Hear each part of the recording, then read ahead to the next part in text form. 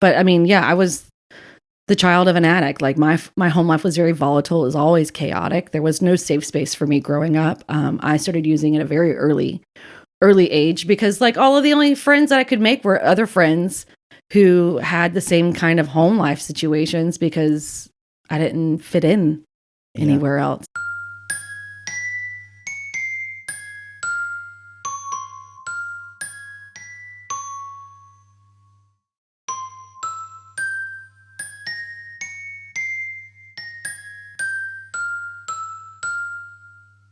Welcome back to another episode of Tales from the Grips. I am here today with Elizabeth. Hi. How you doing today? I'm doing good. Excellent. It's a pleasure to have you on. It really is. We've been trying to do this now for it's been a minute. You were supposed to be like maybe the second guest. Schedules are psychotic. Yeah. When my time is like, the time is limited. Schedules is hard to get together, but I finally got you here. We're here. Yeah, I finally got you. And I'm really excited to have you. So, I'm excited to be here. Thank you. Welcome to the podcast. It's always everybody comes on, and typically I like to try to start with what is their clean date. So so my clean date is November 20th, 2018. November 20th, 2018. Yeah, so I have a little over 4 years right now. That's excellent. And how did you find your way? What was how did you find the rooms? So it was actually because of a boy. Oh. Yeah. So I I met this guy on Facebook in like 2017. Like the dating? No, like I just got a random message. It was like, hey, I never do this, but you're cute. And I was like, hey, I never respond to these, but thanks. And we kind of like started dating like on and off, nothing super serious. I think at the time when I met him, he was like in the middle of a relapse and I didn't know it. Like I wasn't really aware of that kind of environment or recovery. Like, I've heard of AA, I used to watch Intervention like it was, going out of style on TV. So, or like Celebrity Rehab with Dr. Drew. So, I mean, I knew of it, but like the thought of me entering into that realm was never like even on my radar. And so like, and then like things after about 2 months, things kind of like, he just kind of like disappeared, things kind of ended. And then when he like popped back up, like he got honest with me about like relapse and this and all these things. And that's kind of when I found out about like what NA was because he was doing that. And it kind of had planted the seed of, possibly myself getting sober along the path and like really taking a look at where I've been, what I've been through, what I've done, what I've come through and where I wanted to go. It didn't work out between he and I, obviously. Is he still around? He is still around. Oh. And we, we've made peace with, the things that have happened. And I'm grateful, like, even though things like we are not for each other, like I would have never, I'm very motivated by relationships, or I used to be very motivated by relationships and the need to be in a relationship. So like, I don't think that I would have made the leap without that kind of motivation. I think that was one of those, like looking back, like my higher power knows me better than I know me. And they're like, let me dangle this man in front of you to get you to do what you need to do. You know, man carrot. He's just like little man trails going into the rooms. And like I went in, I remember like things like ended between he and I, and it wasn't great. Like 2 weeks, me being 2 weeks clean. And I didn't know where else to go. Like I didn't know, like I didn't want to leave. Like I'd already decided that let me see this through. So I just kind of like stuck around, and he'd been kind of in and out and all that stuff, but I stuck it out, and I didn't, like I said, I had nowhere else to go. Like when they say it's the last house on the block, there's so many things in recovery that make me roll my eyes. Yeah. But because I'm like, ugh. But here I am, like a little over 4 years, and like some of that stuff is actually really starting to make sense to me. And like, even though like my addictions and like my story, like looking at my life doesn't look like what we think as a society that addiction looks like, like Mhm. shooting up behind dumpsters or homelessness. Like it didn't follow that path. Like I don't have a record. I never went to rehab, those types of things. I didn't know where else to go. Like I couldn't go back. Like I couldn't do it anymore. And Yeah. so I stuck around and I got involved, and here we are over Here 4 you years are, later and shining. doing the damn thing. So that's kind of how I found the rooms of NA. Yeah. Well, what was it? So take it back some. So what was it like growing up? How did you did you come from like an addictive environment, your family, or? So my dad, like addiction and mental illness runs very, very deep in my family on both sides. Like you talk about like my grandmother, I didn't know her well, but I've heard stories like she died when I was 3, was a raging alcoholic and like bipolar and abusive and all of these things to my mother. And then my father is an alcoholic, and my grandmother, my dad's mom, who lived with us growing up, drank herself to death. So it was, and my father was not a very nice alcoholic. He was a very mean and not always, less physically abusive and more mentally and emotionally abusive. But I mean, I was the child of an addict. Like my home life was very volatile. It was always chaotic. There was no safe space for me growing up. I started using at a very early age because like all of the only friends that I could make were other friends who had the same kind of home life situations because I didn't fit in anywhere else. Like I was a weird kid. Yeah. Looking back, I was such a weird kid. And I think my first love was cigarettes. I started my first cigarette when I was like 9 years old.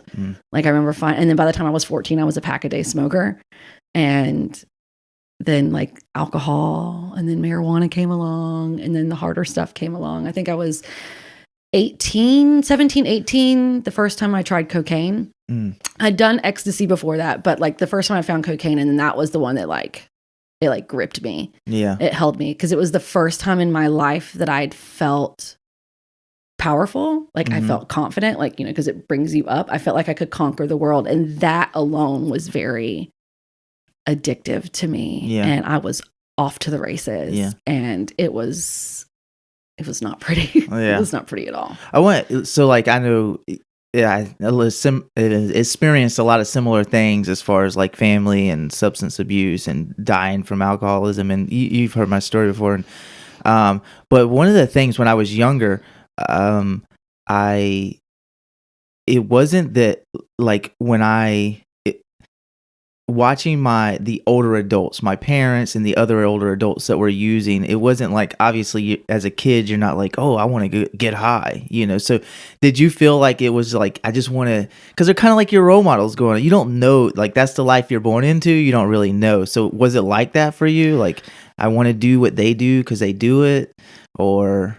I actually no, I remember being like younger, and like I used to like, I was on my dad all the time about smoking. Like, it's bad for you. It's going to kill you. Like, it's, I was not like, and then like, I remember him like would come home from the bar and, cause you never knew what version of my father you were going to get. He was either going to be a total fucking asshole, or he was going to like want to be lovey-dovey, and he was always like, you could smell the bar and the alcohol in him. And I hated that. Like, I remember being a kid and he'd come home and want to like love on us. And I would want to like push him away from me because I couldn't stand the smell of the liquor on his breath. And just, it was, I can still remember it like it was yesterday. Yeah. And so it wasn't like, it was actually like, as I got older, like I started using and doing things more of like a big fuck you to my parents, because he was very good at like doing all of these things, but then telling me like, you do it this way, do it that way, don't smoke, don't drink, don't like it was a very, believe it or not, like they were very like Christian. Like I grew up in the Southern Baptist church with like the King James Bible like being slapped across my face by a bunch of drunks. Like it was just figuratively, not literally, but yeah. It was just like it was shoved down my throat, sin and all of these church things. And it was kind of like my big rebellious, like, fuck you, like you don't get to tell me what to do. Like, you don't get to treat me the way that you treat me and put us through the things that you put us through and then tell me that I don't get to, like, no. So I became a wild child.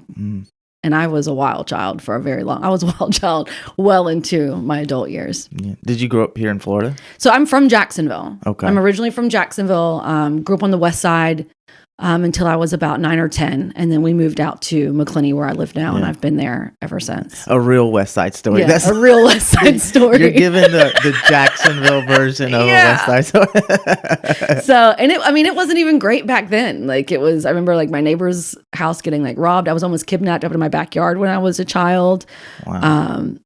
And then like you think about it, like growing up with an addict as a parent, like the company he kept wasn't always the best either. So I was always surrounded, by these men in their grubby little hands. And, I had 2 sisters. There was 3 daughters and then my younger brother. And my father, like, he hates women. Like, he thinks that women are deplorable and they're only good for like laying on their backs. Like, he told me that growing up. Like, I learned the only thing you'll ever be good for is to lay on your back. And so he allowed his friends to kind of just treat us however they wanted to treat us. So it was a good, like, I think I was 3 years old when I had my first sexual experience. Like, it was 3 years old. 3 years old. And it was like, and looking back, like at the time, like it didn't even occur to me that something bad was happening. Somebody was paying me attention, and that was a big damn deal to me. And then I remember like looking back and just like I remember like having these like sexual urges and not understanding them way before anybody else that I knew was, or at least I don't know. Like, I lived my life in my own head, assuming that I was the only one that was like broken and crazy and thinking the things that I did and felt the things that I felt. And so like I grew up with like a lot of shame around that, a lot of guilt around my body, and never feeling good about myself, hating the fact that I was born a girl. I wanted to be a boy so bad because my dad and my brother seemed to have like such a great relationship, and I just wanted my dad to like give a shit. Yeah. And it was not a good experience. Yeah. Growing up. Yeah. You have a daughter. I have a daughter. And when you were saying like your first sexual experience at 3 years old, I'm like, that's just like insane. Like, my daughter's I'm about to be 4, and like I just couldn't imagine, that taking place in any form. Yeah, it was a very, like, my daughter's 12. She's coming up to the age where she's developing, and she looks more like, and you've seen my daughter. She's 5'10", and she's she does not look like she's 12 years old, and the outside world doesn't treat her like she's 12 years old. And I'm just terrified of those days coming. And I can't imagine somebody doing to her what was done to me at 3 years old, because she was just this innocent little, but I look back and I don't know, like I didn't feel like I was this little toddler, like this little innocence. I didn't have a safe space. I didn't have innocence. I don't know what that even looks like or it feels like I do now, but it took a long time to cultivate a sense of safety because of the things that happened to me growing up. Yeah. Yeah. That's just insane. I always like, sometimes I reflect on, like, when I reflect on my life and stuff, I try to look at myself as a different person, and sometimes it makes me really sad. Like, I don't, like, I've done the work, right? And I've worked on myself, and I understand, but like, because I did use it as an excuse one time to like, I had this such horrible, upbringing, and all these things happened to me, and so you should, help me out. Give me $20 through. I remember that. I remember being that mindset. Yeah, and but like doing the work just to have a clear perspective on my life, I had developed the ability to like look at myself as like, a different person as a kid, and like standing in front of my father's casket at, 11 years old, and like just thinking about like how just to get an idea of how, my brain operates in some form, and because those things, that early adolescent years can be detrimental, to your personality and to your path in life. Yeah, I mean, I'm 38 years old and there's still some of that stuff that I'm trying to repattern and reparent in myself, because I don't think sometimes I realize how deeply ingrained my survival instincts went to just get through the day, because I didn't know what was happening. I mean, it's like watching a movie, like you said. It's like looking back and it's like watching somebody else's life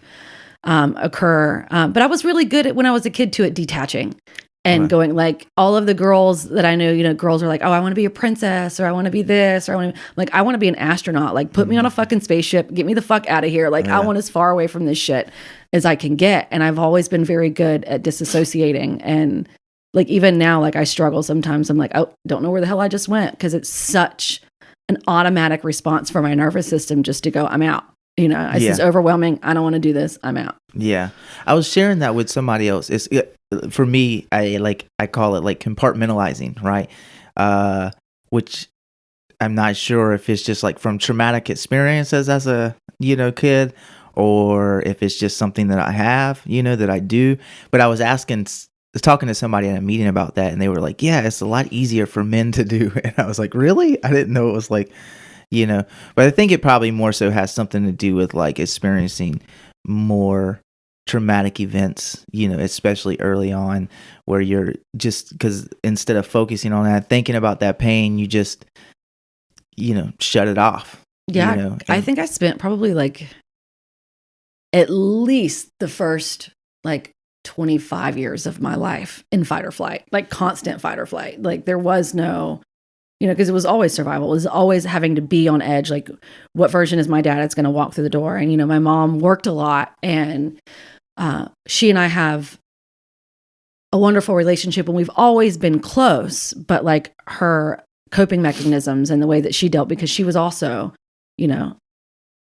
raised by alcoholics and the abusiveness. And I mean, I was raised by my father, but she had to sleep with him. You know what I mean? It's like, I can't imagine what that dynamic must have been like for her, because he was just as bad to her as he was to the rest of us. And then like the one like constant safe space that I had was my grandma.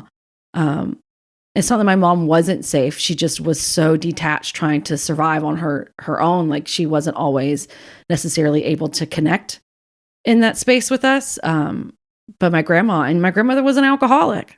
Like, until she got sick, I don't think I ever saw her sober for 24 hours. Like, she was always wasted. And then to watch her like waste away from cirrhosis was probably one of the most traumatic things I ever had to witness. And, being a child, if your only safe space is an alcoholic, like, like, you run around just on guard all the time. I didn't trust people. I still struggle to trust people and let people into my world. Like, I'm almost 40 and I feel like I'm just now actually cultivating like real genuine like friendships and connections with people, where I don't feel like I have to have my walls up all the time, and I don't have to wear a mask. I don't have to be somebody else. I can just be my weird, wild, wonderful self, and people really give a shit about me without actually wanting something in return. Like, I don't think I've ever had that before I came into recovery. Yeah.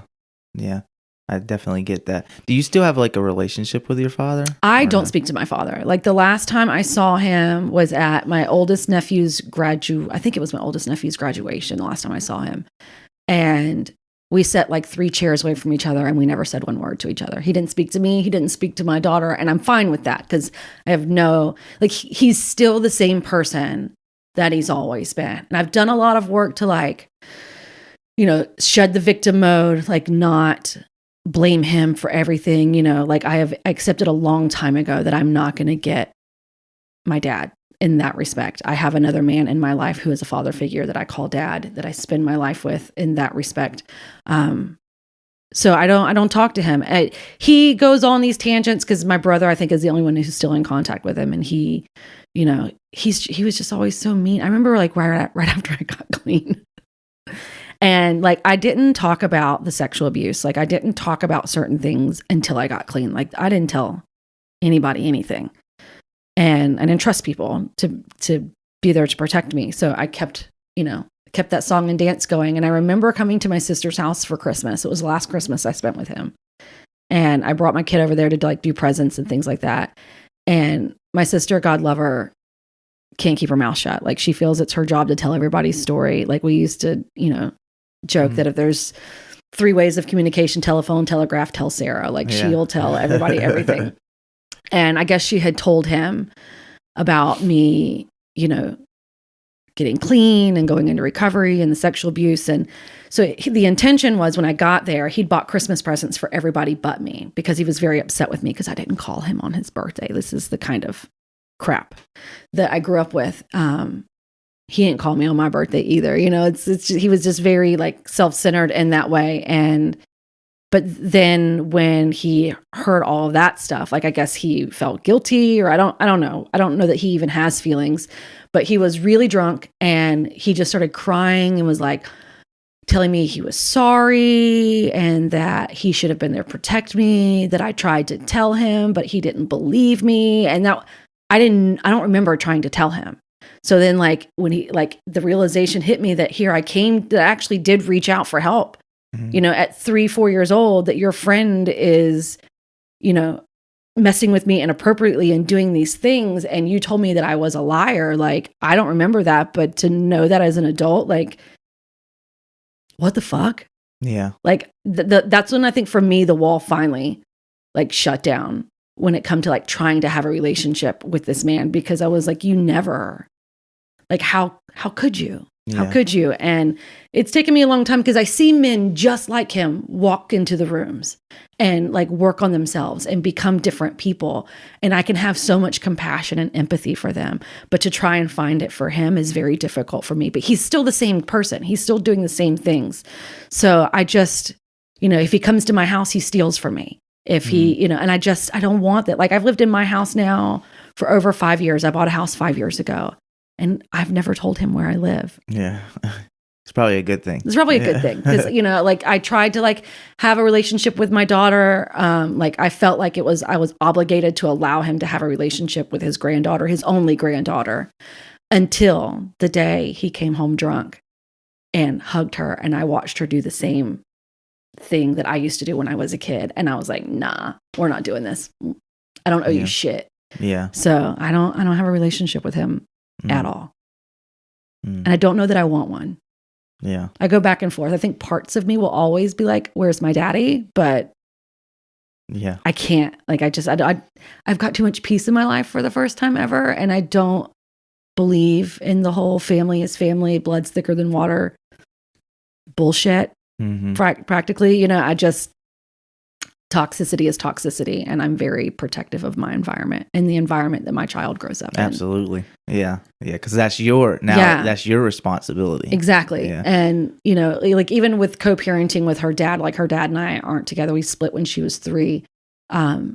She's never seen us argue or yell or fight. And I don't talk shit about him in front of her. Like we don't always see eye to eye. And, sometimes I want to like throat punch him a little bit just to establish some dominance, but like, he's a good dad. And I'm very protective of the things that she sees. And I don't ever want her to ever go through this life thinking that she doesn't have a safe place to land, because that is not a good time at all. I struggled, like I wanted to kill myself starting at like 10 years old. Like I started struggling with the ideas and thoughts of like hurting myself when I was 10.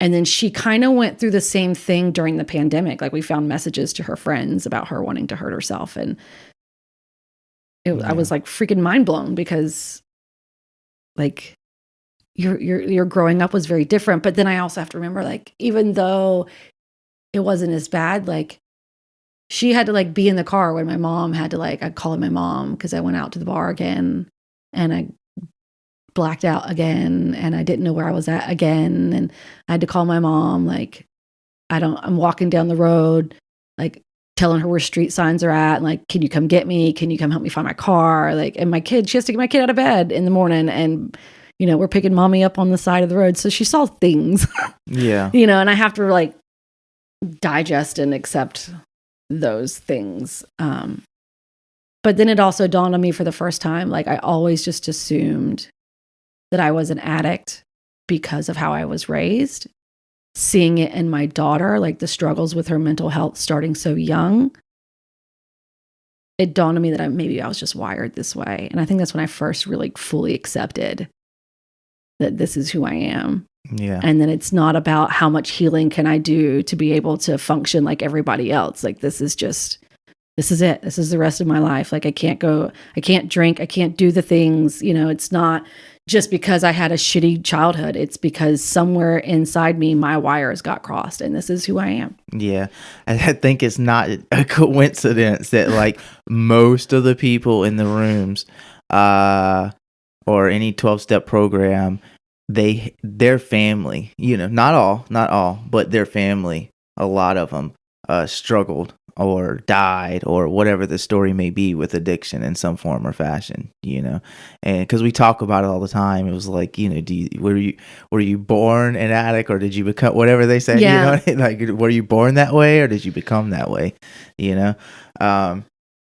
but yeah, it is definitely, I believe in that component too, like some type of genetic thing where you just like, wired that way, which isn't always a bad thing, because we learn, like, some of those like obsessions, can be turned into positive things. Yeah, absolutely. I listened to people when I first got clean say, "Oh, I'm so grateful to be an addict," and I'm like, that sounds fucking insane. Like, who wants to be an addict? But then to like watch these people like take those behaviors, because I can't turn them off. I still live my life all or nothing. Like, there are days where I do everything and I'm balls to the wall. And then there are days I can't even get out of bed. Like, it's still an all or nothing mentality.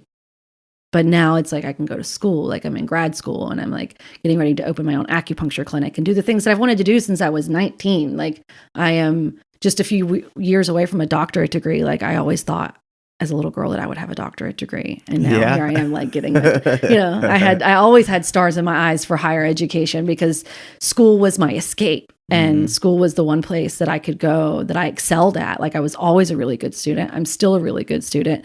Test taking has always been easy for me. It was the one place in my life that I knew I held value. And so education has always been extremely important. It's probably been a lifeline for me, even through like major active addiction, because I think I started massage school like when I was strung the fuck out on cocaine. Like, I remember like showing up from massage school and like I just had like this natural gift for it and I was good at passing it, but like I would like trying to be like not passing out at my desk because I'd been up, all day and night before fucking snorting coke, and then like the crash, and then I started to go to school like I had no concept of, I have life to do. Don't do this. I just did this and then tried to figure out how to do life. Yeah, I'll do shit for I was talking to my wife yesterday. We were coming back and like different people have different mentalities. With starting this podcast or when I've done all these different things I've done before, I'm like, no, I'm just going to start doing, and then like I'll figure the rest of the shit out afterwards, or as I go. And a lot of people, because a lot of people just don't operate like that. No, they become paralyzed by needing everything to be like, yeah. But then because of that, I often find myself like starting something like, this is really cool, I'm going to do this. And then I just start doing it. And it's not until I do it that I realize I don't like this. Yeah. So I'm not going to do that anymore. So it's like, I feel like maybe sometimes I'm a little flaky. Like, I don't follow every project through not because I have trouble finishing thing. It's just because I'm like, I don't want to do that. Yeah, I'm the same way. What's next? Oh, yeah, we were talking about that.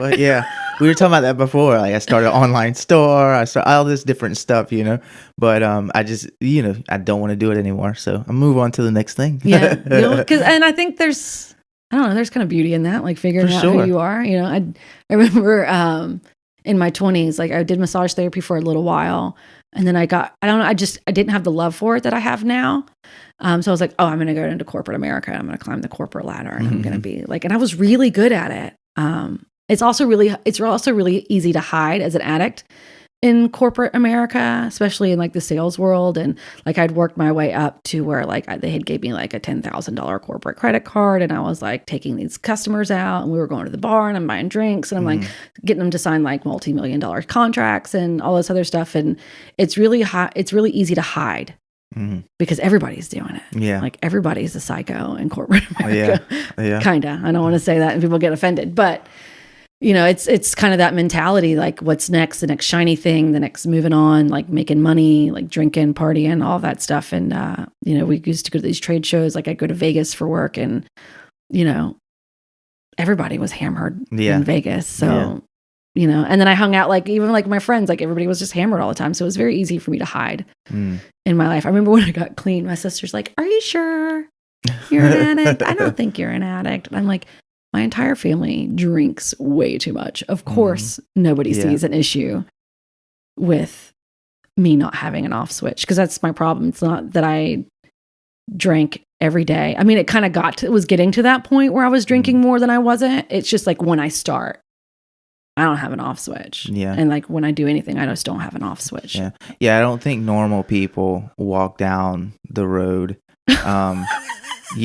while their daughter's at home, describing street signs in order to try to, get a ride to get home. Yeah. And like when I say that now, it sounds insane, but I remember the whole time I was in active addiction thinking it wasn't bad enough and almost being jealous that it wasn't worse, because it almost felt like my whole life, like I grew up in a household where I wasn't being beat, but I was being abused. So it wasn't quite bad enough. Or like all the things, like I kept like looking for the thing that would explain why I felt what I felt on the inside, and making it, always feeling like I needed to make it seem like it was worse than it was, because it wasn't bad enough. But I remember my therapist one time telling me that like that was like the most common thing that she heard in all of her patients, was they're always like, "Well, somebody else has it worse," like always minimizing the things that they went through. And I remember even when I came into the rooms, like people, they ask you your new, they're like, "Oh, what's your DOC? What's your DOC?" And, other newcomers, Or they're like, "What's your DOC?" And I remember being so embarrassed, because by the time I came in the rooms, it was alcohol and weed. Like it was the only thing that I was consuming at that time. I'd left, cocaine almost killed me. Like and it was very clear to me that I was going to die. Like I was like 93 pounds. Like I wasn't eating. I wasn't menstruating. Like my body was like, I remember being in the hospital, like my digestive system had like stopped moving. Like I was going to die. And then I met my daughter's father, and he wasn't a druggie. You know what I mean? So I was like, oh, well, I can't be a druggie if I want to be with this guy. So like it helped me. But then I just replaced cocaine with alcohol and something more socially acceptable. And marijuana, like we live in a like marijuana alcohol obsessed society. So it was very easy to just do what everybody else was doing, except everybody else, wasn't blacking out every night. Like everybody else, like even if I managed to like get through a night and only have like 5 beers, to me that was 5 beers was not a lot. And the mental gymnastics that it took for me to go out and not get obliterated was insane. So there was no way, like, and I'm sitting here thinking, oh, I'm controlling this, when the whole time it's controlling me. Because like normal people don't have to constantly talk to themselves in their head, like, we're just going to have one and we're not going to do this. And like this, the whole thing that I had to go through to not end up blacked out, because I was the girl who blacked out, but nobody knew I was blacked out. Like we was, and then people wondered why we ended up on top of some freaking water tower in the middle of the woods, or like, like in the river. And, I was the girl who had a case of beer in my car at all times, just for me, just for me. And like, or I had a like bottle of whiskey in my purse all times, just for me. Like I couldn't go anywhere without it. Yeah. So what was that progression like? Like with your using, you said 9 cigarettes, and then you started doing. So I started drinking a little bit. Like, my mom grew up in a household where it was like, teenagers are going to drink. I'd rather you do it here than out there. So like I started with like, wine coolers and Zimas. I'm aging myself right now. Yeah. But we're like in the same. Yeah. So like wine, like, Boone's Farm and, you know, the those types of things. And Mad Dog 2020. Oh, MD 2020. I think I actually just unpacked some bins the other day, and there's like I don't know, like a 25-year-old bottle of unopened MD 2020 that I found. And I was like, this is probably the cure for cancer right here in this bottle. We threw it away. But like, so it started with that, like dabbling and this and that. And then like my best friend at the time, her mother was also a raging alcoholic. So like we would go over there and we'd drink like White Russians, and, you know, we were cool. We were smoking our cigarettes. I started smoking weed when I was 16. It seems so normal when you grow up in that environment, but like when you become a normal person, you know what I mean? And like, and you have kids, and you realize that like at 18 years old, you're still like, you know, not for anybody that's like watching, but like there's just so much experiences that you haven't had to the world with like your own personal journey, and like the maturity that comes along with being a little older, that you're like, wow, it's like insane. It is doing all these drugs at such an early age. For sure. And like, and I grew up, like you said, in that environment where it's like, oh, kids experiment. Like this is, you know, this is just the natural progression of life. And I remember being 16, and like I smoked weed for the first time with my sister, and then I went over to my best friend's house, and like I don't even remember if I liked it. Like when I first had my first cigarette, even at 9 years old, I was like, oh, this is the best fucking thing I've ever had in my life. Like it became my best friend. Like I think I'm going on 2 years finally of not smoking. Like I've tried for years to quit smoking. I think that's been the hardest thing, and I still fucking miss it. It's like losing my best friend. But so 16, I started smoking weed. At like 17, like I started dabbling with like pain pills, like Lortabs, and like then I started ecstasy, and I loved ecstasy. Like it blew my whole world wide open. But it also, I think, made me comfortable with trying other things. And I think I was, like I said, 17 or 18 when I tried Coke for the first time. And like the first time, I don't even think the first time was fun for me, because I remember being at a party and my friends like, don't do it.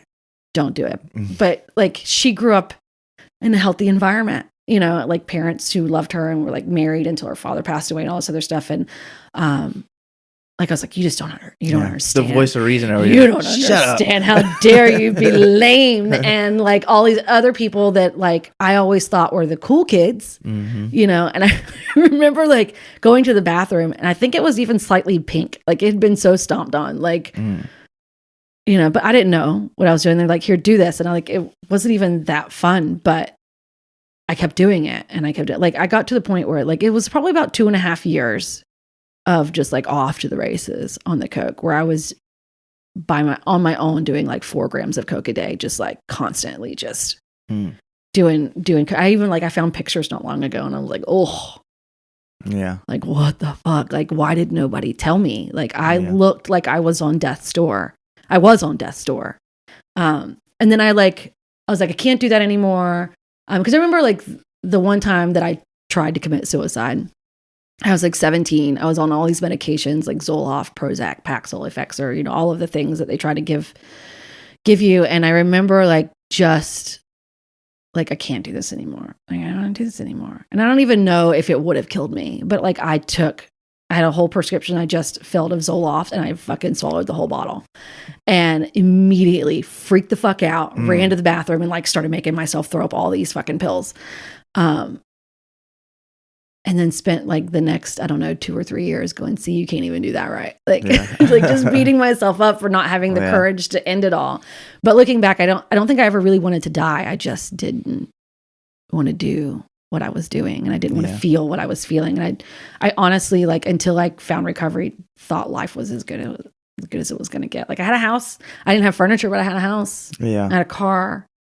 You know, I had custody of my kid, even though it was not like, I had my mom and her dad. Like I had a support system around me. So I think if it had just been me, it may have been a very different story.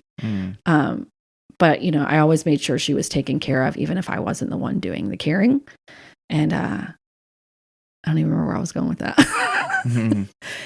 But you know, just the progression, and then like the Coke, and then once I tried opiates. Like I tried like all my friends were like snorting oxys and shit. And I like every single time, like Lortabs on its own would like make my face itch so bad. And I would just be hot and be irritable, and it made me nauseous. And it wasn't really fun. And at first, like I didn't do things that weren't fun. You know, like Coke was fun. Ecstasy was fun, even though like it gripped me and it pulled me down. Like if it was fun, I was going to do all of it. But I remember like snorting my first oxy and like immediately like was like throwing up everywhere. Like I broke out in a rash. Like I was hot and sweaty. So I'm like, maybe I'm mildly allergic. I tried it like 3 or 4 times just to be sure. But it was never fun for me, which probably saved my life. Yeah. To be honest. Because that happens to everybody when they you first do it. So like, and I remember like there was a one night where me and sorry for people who are hearing the story for the first time. Me and a friend of mine who's no longer with us, and my brother, and a friend of mine at the time, I'm not friends with anymore, but my aunt was on all this medication, like gabapentin, morphine, like all of this stuff. And I remember just like, we were just like taking handfuls of these pills, and we decided to walk the 6 miles to East Tower. Like anybody who knows where I'm at, it's like an old watchtower out in the middle of the forest. And it's like 16, 17 flights up. And we were going to go to East Tower. It's what country kids do. We don't know what else we're doing out there. There's nothing to do. And I remember like flashing like in and out of like consciousness, and like people like having to pick me up out of the ditch, like keep walking, keep walking, keep walking. And I was like, I don't know if that was like me like ODing. Like, I don't know what that looks like or what was happening to me. And then I remember waking up the next day and I had a rash from the top of my head to the bottoms of my feet. Like it looked like somebody just threw darts at me like all night. And I was like, maybe this isn't for me. That wasn't too fun. This isn't for me. So like, which, like I said, it probably, had I really enjoyed opiates, it probably would not have been. I might not be sitting here today because I'm an all or nothing kind of gal. And then I tried meth once. That wasn't fun for me. That was not fun at all. That's like snorting fucking battery acid, like glass. And that was not a good time. I did not enjoy that. So again, I didn't enjoy it. So I didn't continue to do it. And then when I left the cocaine, like it was just like alcohol and weed. And when I smoke weed, I don't just like hit a bowl. Like I'm going to eat 2 gummies. I'm going to smoke a blunt, and I'm going to like crawl out of my skin. And like, and I remember like the defining moment for me, like my mom, like in 2018, my mom got diagnosed with breast cancer. And like, as rocky as our relationship had been over the years, like she was my constant. And like to like watch her face her own mortality, like killed me. And then like the idea that she might not be there was not acceptable to my psyche. And it was like my last like real descent into trying to like obliterate my reality. And I remember like leaving her house, you know, doing the whole 2 gummies, smoke a blunt, smoked another blunt, this and that. And I had my kid in the car, and I remember leaving, and I was like so high that I was like just zoned out, you know, and like almost didn't see a stop sign, and like I had to slam on brakes. And as I'm slamming on brakes, this semi truck is like passing in front of us. Like I almost pulled out in front of the semi truck with my kid in the car. And I'd like to say I stopped then, but it was definitely my big, what the fuck am I doing with my life moment? Like, why I can't, you know? And at that time, like I remember after I met that guy, like the seeds of like not using it's kind of like been planted. Like I started to imagine what life would be like without it. But then I was like, oh, well then I won't, they won't want to be friends with me. Like my friends at the time was like, they don't want to be friends with me. Like I won't know anybody. So I clung to that friendship to like keep using and keep doing the things that I was doing. And then like out of the blue, like we had this big blow up, and like I lost my best friend at the time. And I like looking back again, I believe it was my higher power, like nudging me in this direction. And, but yeah, so like when I came into the rooms, like I wanted to be done. I didn't know if I could be done, like wrapping my head around not drinking a beer during a Gator football game was unfathomable to me. Or like even now, like, you know, summertime comes around and I get antsy because like it starts to warm up, and I'm like, I'm imagining like boat days on the water. And like I used to like vodka Red Bull, like just go ham out. Summer was my season. Yeah. And like I still feel that antsiness. Yeah. When it comes, like I still have to like remember that alcohol and I are toxic for each other. We don't have a very good relationship. So it's hard to it's still hard sometimes to just keep it going. It's, people, you think sometimes that like, oh, at 4 years clean, that like, it's just all to get, especially somebody who is like brand new or still using, they'd be like, oh, God would kill for, to be clean for 4 years. It sounds like but it's awesome. Don't get me wrong, but it's still not, you still have struggles. Yeah. You still have like those mental,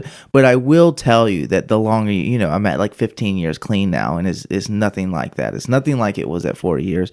And, 4 years is nothing like 2 years, and 8 years is nothing like 4 years. And it's just, it goes on like that to where like, I was talking, I think, a couple other guys, and we was talking about like how I like today, I'm typically just comfortable in the moment, which was with several years clean was still really hard at times, but it does come. It's just continuing to do the work and staying involved and doing all that stuff. I feel like I'm just now getting to the point, because I remember like my first year clean was chaos, and my second year clean,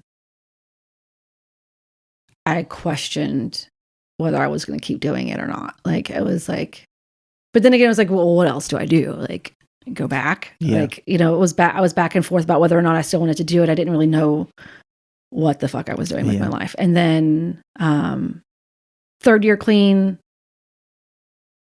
I think it was like the pandemic, like, you know what I mean? Like, so it was like, I didn't really know, like, I was just home, because I'm a massage therapist. Like, I touch people for a living. So when the pandemic hit, like, my job kind of went, like, out the window. And I actually quit smoking, though, for a little while during the pandemic. It was just, like, easy to quit smoking. Probably because I wasn't standing outside of a meeting with a bunch of addicts, like, smoking. And then I went back to smoking again after that. But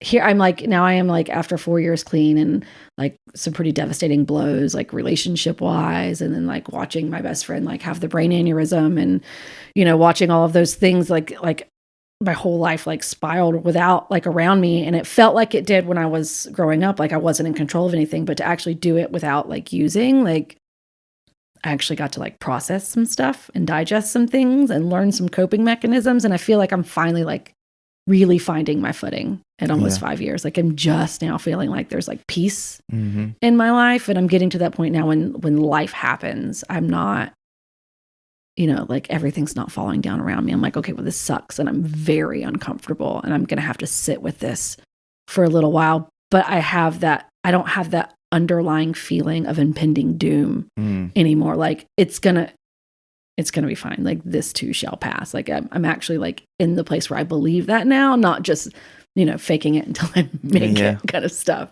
Yeah. So. Yeah. I think an important aspect of like that freedom is definitely like purpose in life. And like like being a nurse, I have like a cool job. I literally like sometimes save lives. You know what I mean? Like you're like doing stuff like that, but that's like not my purpose. You know what I mean? That's my job. And, I feel like purpose comes with like what we do in like these 12-step meetings and, different things. It don't have to just be that, like what people do in church, if they carry their message to somebody and it helps them change their lives, there's no like financial gain, there's no type of prosperity that comes with that. It's just some type of internal peace that comes with being of service to others, with knowing that there's nothing in return for me.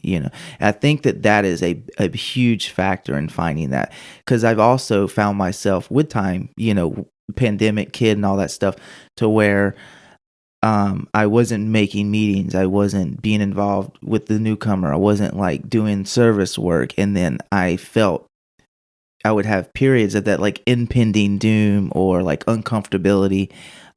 But I get back involved. I start opening meetings, chairing meetings, talking with people, carrying them, like doing these things, and I start to feel more comfortable again, and a lot more peace, that comes with that. I went through that last year. Like when I first started school, I was like taking like the 8 classes and like trying to find my schedule, like my routine, because I was like doing meetings all the time. And then like I even opened a meeting and held the doors open for a year by myself, trying to figure out if I could get a meeting in my town. It didn't work out, but I was also like still involved in my other home group. And I like stopped doing things for a while, and just trying to like focus. And I felt like I was kind of like spiraling, and my relationship at that time ended. And like, I wasn't going to meetings because I go to school and like I live in one city, I go to school in a different city, and then like my home group is in a different city. I'm just like driving all over the place. And I got to the point where like I let meetings become the thing that didn't take priority, and I felt very uncomfortable in my skin. So I went back to like chairing my home group, every other week, and at least making celebrations, like showing up for other people. And I think I just finally like gave up the chair position again for my home group after like 8 or 9 months, but I needed it. Like, even though it was like hard to make the meeting sometimes, like I needed something to keep me connected and keep me reminded that I am an addict, and that I can't get complacent, and I can't, because I will. And I mean, there are times now in my life where I find, I do have that more evenness in my life. So my ass isn't on fire as much as it used to be, like when I first like started coming to meetings. And I like, there was a time where I had like 5 sponsees, and now I have 1, and the ebb and flow of it all. But like, and then I'm not as involved with the newcomer right now, because newcomers are chaos. And I remember like, and I don't say that to be like, fuck the newcomer. Like I haven't felt like I had the capacity to offer anything. It's labor intensive. It is very labor. It is. It is labor intensive. Yeah. And, and especially like after having 5 sponsees, and then only one of them like still being around. And then there was like a time, there was an incident where like my sponsor was like, you shouldn't have more than 3, because like, she's like, that's just my suggestion for you, is don't have more than 3 sponsees, because your plate is so full, and I don't want you, because I'm the person, I will abandon myself for other people all the time. I remember when I first got clean, I was chairing my home group. I was secretary for H&I. I was putting in my letter of willingness for secretary for convention, like this, the convention committee. And I was taking meetings into places, and I was speaking, and I was doing all these things, but I wasn't working steps. And my sponsor's like, we're not doing that. Like, you don't get to hide in service work. And I will, like, I'm very good at not looking at my own stuff, because I'm good at, helping other people with theirs. And but now I go to meetings like for other people. Like, because there are times like when my brain tells me like, we don't need to do this anymore. And I always wondered, I'm like, am I going to be the person that has to go to meetings for the rest of my life? Like, am I never going to have such a grip on my life that I'm always going to have to go to meetings? And then I've finally realized that continuing to go to meetings isn't about me. It stopped being about me at least a year ago, like showing up and being of service. And I want to be the person who holds the doors open for the next person. Like it really, like, I get emotional when I think about the possibility of somebody coming into a meeting and I get to meet them with a smile, and that's going to be the moment that they get to come back to life, and that's why I do the work that I do. Like, I left corporate America, and I do massage therapy, but I do it as a medicine, not as a luxury. And I'm studying acupuncture, and I'm like, the idea of like living my life in such a way of being of service that I get to watch the light come back on in other people. Like, I get chills just thinking about it. Like, that's the purpose that I live for every day. Yeah, no, definitely. It is life-changing. When they come in the rooms, they're beating, the hug, it is amazing and that's my experience. When I came in, it was like uncomfortable and weird. Oh, hell yeah. But there was something that was also extremely comforting, like just that embracement where you're like, man, it's not even like a verbal, you just feel that somebody actually cares. It's like a genuine hug. It's a genuine love that is that just can't be like faked, that makes you, I think it's part of that thing of like when people come into the rooms and it's one of the aspects of it. It's like the lingo, the language. You go into meetings and you're like, man, these people were like done some shit, but they're speaking my language, but they're also clean, you know. And then the hugs and the embracing and like all this stuff, and that's what makes people fall in love with like these 12-step fellowships. They're like, this is my spot. This is where I want to be, you know? And then to be on the other side of that, where you get to do that for other people, it's like irreplaceable. And that's what I mean by like the purpose that you find in these meetings. Yeah. Cause I mean, when they're ripping and running, like you don't trust people. You get to a point where you don't even remember what you're running from. Like you're just running. But there's that deep innate desire to just be held and feel safe. And then you come into the rooms, and even though it's uncomfortable because you don't trust it, you're like, what do you want from me? Unfamiliar. You know, like what's your agenda? Because in my experience, everybody always had an agenda. So coming into the rooms, like even like in the 1 hour meeting, like that 1 hour, like I would feel safe. Like I would feel like I belong. But as soon as that meeting was over, you were all just a bunch of fucking people I didn't know. You know what I mean? Like it was very hard for me to reconcile that I could find that safety in those people outside of that 1 hour.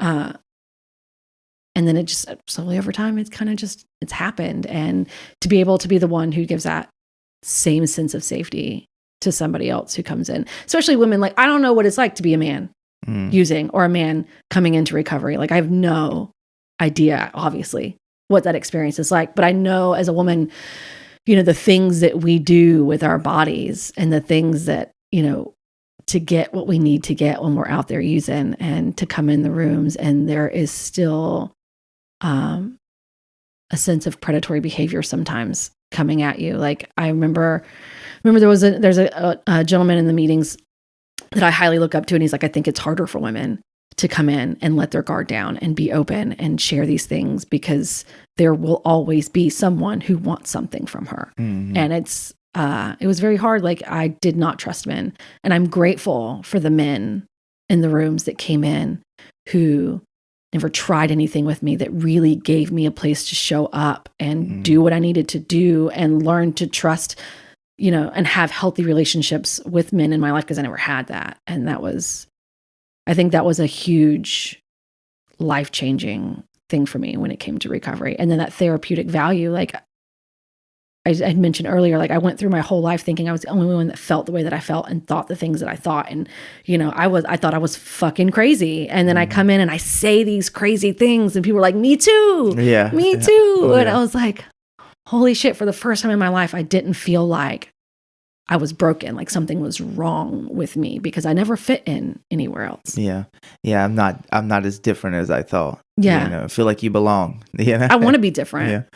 But I think that we are naturally tribal people, and like, because you hear people say like, this is my tribe sometimes, you know? And I think we are naturally tribe. I mean, you can look at the world just like on news, you know, and politics, and people are so like tribal, where they're like, I'm all this way or all that way. They'll say that they're you know, I'm in the middle because they want to be, but it's just a natural instinct to want to like pick a team, you know. Yeah. And but like you do find that like tribe when you come into the rooms, you know, where people speak your language. That's what what I mean by like that, when you're like, man, this is, you know, where I like, nobody feels the way I feel. You didn't grow up the way I grew up. You know, you didn't do the things and then people share all that shit, you know, like, honestly and openly. And you're like, I would never say that shit. Yeah. Like there are sometimes I'm like, whoa, like I can't believe you just said that out loud. But then it gives me permission to say all the things out loud that I never thought I could say out loud, and let the power of it. Yeah. Because you feel an obligation. You're like, somebody shared that with me and it changed my life. Because there's things that like people say, you know, it could even be like, if there's something that somebody is going to say that you're like, it just resonates and it sticks with you for a long time, you know, and you like, you don't want to be, or at least I feel obligated to provide that information to somebody else, so that like that maybe they get the same experience, you know, of not feeling alone or feeling different. You know, that isolated feeling that you feel trapped in your own brain. But it also gave me the ability to like fully accept my story as is, without having to make it sound worse than it was, or, you know, however I needed to manipulate it to make it explain the crazy chaos that was my life. Because I was embarrassed to come in and be like, oh, well, I've never been to rehab. I kept waiting for somebody to like disqualify me as an addict and tell me that I don't belong here either. And then to like really just accept that and then like tell that part of my story, not as a brag, not with shame, but because I know that there's somebody else out there who's working a job, who's trying to survive. And then when nobody's looking, they can't stop using. And I want to like make sure that like they know that there's a place for them here too. Mm-hmm. And then self-acceptance, like I grew up when I first came in, it was like, you don't love yourself. Like, what does that even mean? Like, how do I not love myself? I live with myself like every day. And I don't even know if it was so much about love as like I didn't accept myself. And now I do. And I think there's a lot of peace that comes with not wanting to be somebody else. Yeah. And there's also I think a lot of people mean like the way you treat yourself.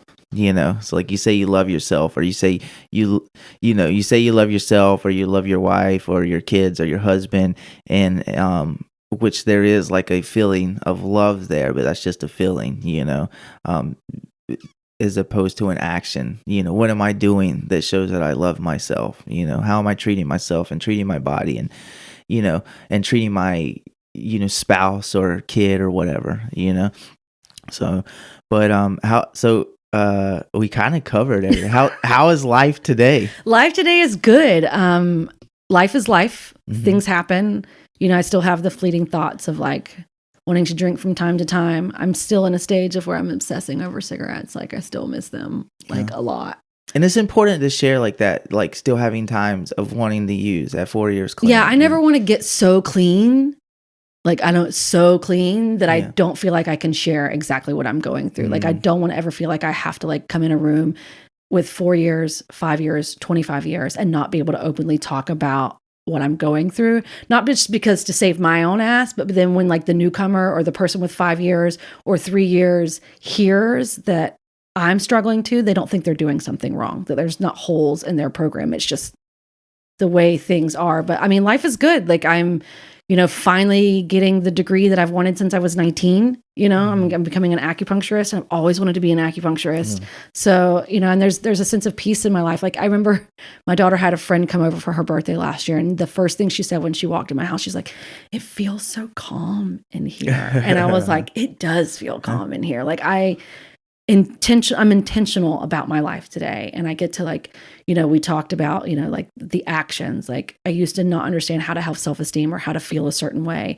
And it's like, okay, this is how I want to feel. This is who I want to be. Like, what do I have to do in the between to get from point A to point B, and just be intentional and not just like, so it's good. Like I have hope in my life today. Like I know that things are going to be okay, even in the moment when they're not okay.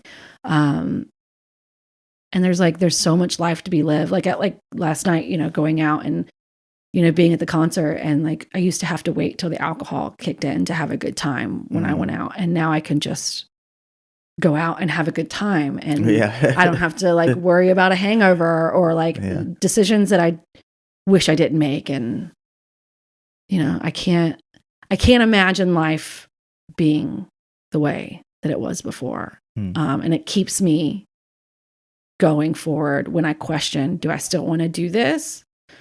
Well, yeah, I still want to do this. At the end of the day, like, no matter how hard things get, like, because there are times where I'm like, if life feels so overwhelming and I want to check out, but I don't have I choose not to use the things that I could use to check out. I choose to be present in my life, and it's hard sometimes, but I don't have to like add stuff on top of it anymore. So because of the disease of addiction is very tricky. I think I was sharing about this last week with Rob when we were talking about it. Would be, do I still want to do this? Was it really that bad? All these different things that your brain, or the disease of addiction, however you want to describe it, will tell you. And then soon as you do it, you'll be like, look at you, you piece of shit. Yep. Right? You messed up. You might as well like give up now, So it is very tricky. But like you said, you have the experience now, time and time again, I'm sure throughout recovery, that like you go through these trials, and then you hold in, you stay, hang in there, and then you get through it, and you're like, all right, so once you experience that so many times, you're like, I know that it'll be okay. It sucks right now in the moment, but eventually it'll get better. And I always seem to have a using dream, right? When I think about maybe I want to use. Yeah. And then I wake up and I'm like, oh, like in a panic, like I can't believe. And then it's like a real life moment going, okay, well, maybe I don't want to do that anymore. Are yours using? Mine's always relapse dreams. mine's never. Always, it's not like, it's like, no, I relapsed. It's like, never. I have to like call my sponsor, and she's like, I had a dream not long ago. I called my sponsor, and I'm like, I drank, I used, and like I'm sitting in a meeting having to get a white key tag, and then like my sponsor's like, I can't believe that. Don't ever call me again. Like all this crazy stuff. It's always a relapse dream, and then I have to like go through the process of coming into the rooms and telling you guys that I used, and like that's sobering enough for me in dream world to go, I don't want to actually have to do that in reality. So I'm going to keep on keeping on. Well, thank you very much for coming on the podcast and sharing your experience, strength, and hope. I really appreciate it. You did an amazing job. Thank you. We don't get to do it much, but I always do enjoy talking to you. So thank you for coming. Thanks for having me. My pleasure.